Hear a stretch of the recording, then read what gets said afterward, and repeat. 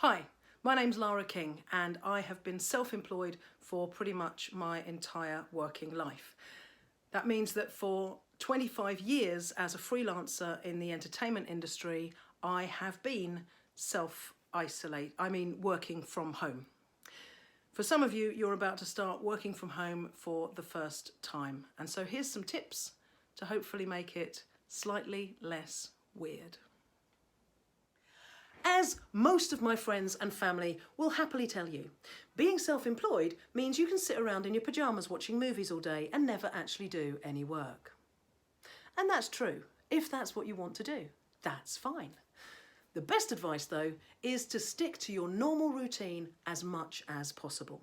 Get up at the same time, get showered, get dressed as if you're going to work. Have your breakfast, clean your teeth, do all of those things, whatever you do in the morning, so that you're still mentally and physically prepared for your working day.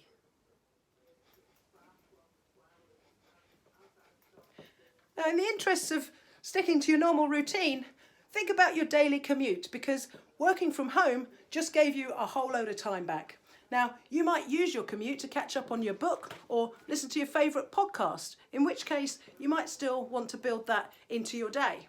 Maybe you drive to work and you listen to your favourite radio show every morning. You might still want to listen to that radio show.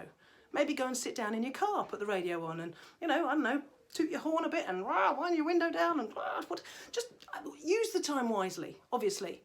And if you're somebody who's lucky enough to be able to walk or cycle to work, or even if you walk to the bus stop every morning, remember you're now losing out on that essential physical activity. So we're going to have to start finding some really inventive ways of exercising at home. And there's a possibility that that's a whole nother video in its own right. But for some suggestions for now, try running up and down the stairs, maybe a little bit of home yoga, Pilates online, get a few mates together and Zumba on Zoom.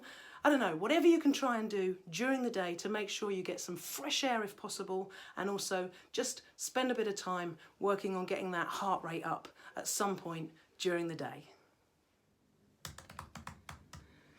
Try to set yourself up a dedicated workspace. It could be the corner of the lounge, the kitchen table, or the shed at the end of the garden.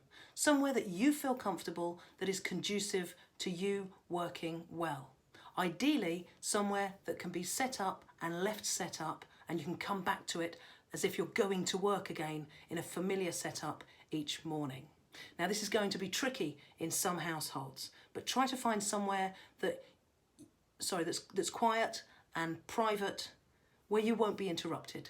Yeah, I'm coming now, sorry.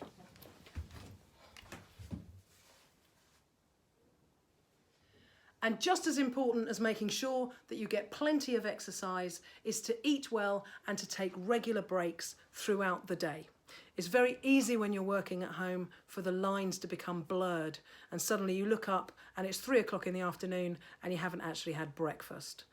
So if you usually have a break at 11 o'clock and you have a coffee with the same person every day, then still have that coffee at 11 o'clock.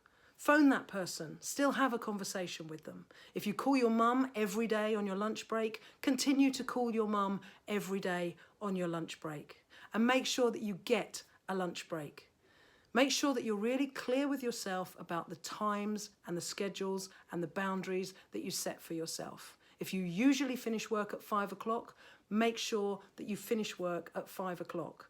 Of course, just as in the real world, in the working world, sometimes we work a little bit late. Sometimes we stay for a few extra hours in the evening and we come in a bit later in the morning.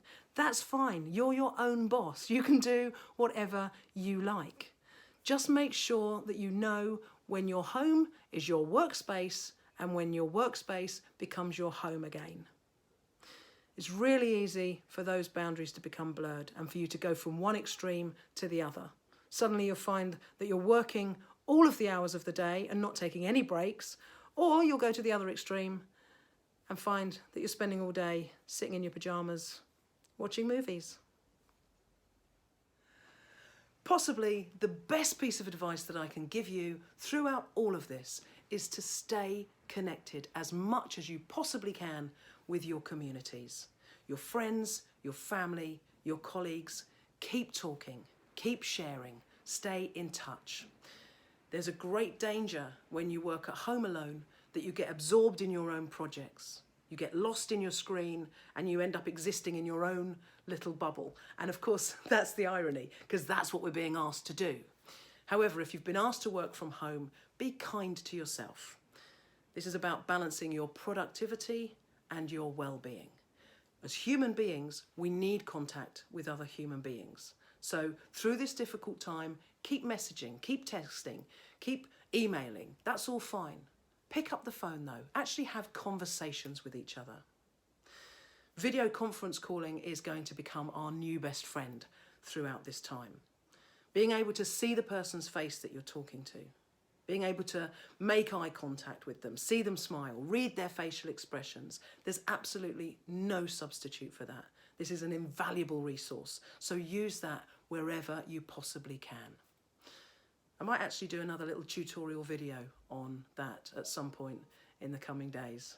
But for now, stay safe, stay well, stay healthy, stay at home, and stay happy.